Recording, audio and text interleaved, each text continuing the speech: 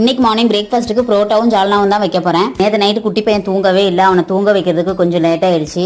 அதனால அவனை தூங்க வச்சுட்டு கிச்சன்லாம் க்ளீன் பண்ணிட்டு மாவு வந்து நைட்டு 1 மணி போல பிசைஞ்சு வச்சிருந்தேன். காலையில வந்து கொஞ்சம் சாஃப்டா இருக்கும் இல்லையா, ஸோ அதனால நைட்டு தூங்குறதுக்கு ரொம்பவும் லேட் ஆயிடுச்சு. அதனால காலையில கிச்சனுக்குள்ள தூங்கிக்கிட்டே தான் வந்திருந்தேன். ரொம்ப தூக்க கலக்கமா இருந்துச்சு. எப்படியும் இன்னைக்கு சண்டேங்கிறதுனால பிரேக்ஃபாஸ்ட் செஞ்சு தானே ஆகணும். சண்டே வந்து ஹஸ்பண்டுக்கு ஆஃபீஸ் லீவுங்கிறதுனால பொறுமையா அவங்க சாப்பிட்டுக்குருவாங்க. மாவு ரெடி பண்ணி எடுத்து வச்சுட்டு மட்டன் சால்னா தாளிக்க ஆரம்பிச்சாச்சு. குக்கர்ல கொஞ்சமா ஆயில் சேர்த்துட்டு பட்டை கிராம்பு ஏலக்காய் கல்பாசி சேர்த்துட்டு வெங்காயம் அரைச்சி சேர்த்திருக்கேன், வதக்கி எடுத்துட்டு இஞ்சி பூண்டு பேஸ்டும் சேர்த்து வதக்கி எடுத்துக்கலாம். கூடவே தக்காளியும் அரைச்சி சேர்த்திருக்கேன், அதையும் வதக்கி எடுத்துக்கலாம். இப்போ மல்லித்தூள், மிளகாத்தூள், கரம் மசாலா, மஞ்சள் பொடி, உப்பு சேர்த்து வதக்கிட்டு எடுத்து வச்சிருந்தா மட்டன் பீசஸும் சேர்த்து வதக்கி எடுத்துக்கலாம். கூடவே தேவையான அளவுக்கு தண்ணீர் சேர்த்துட்டு 5 விசில் வச்சு எடுத்துக்கிறேன். விசில் வரதுக்குள்ள தேங்காவோட கசகசா, முந்திரி பருப்பு, சோம்பு சேர்த்து அரைச்சி சேர்த்துக்கலாம். ஃபைனலா மல்லி புதினா சேர்த்திருக்கேன், அதையும் சேர்த்து நல்லா கலந்து எடுத்துக்கலாம். ஒரு 5 நிமிஷத்துக்கு கொதிக்க வச்சு இறக்குனா சூப்பரான மட்டன் சால்னா ரெடி ஆயிரும். இந்த சால்னாவை ட்ரை பண்ணி பாருங்க. பரோட்டாவும் சூப்பரா போட்டு எடுத்தாச்சு.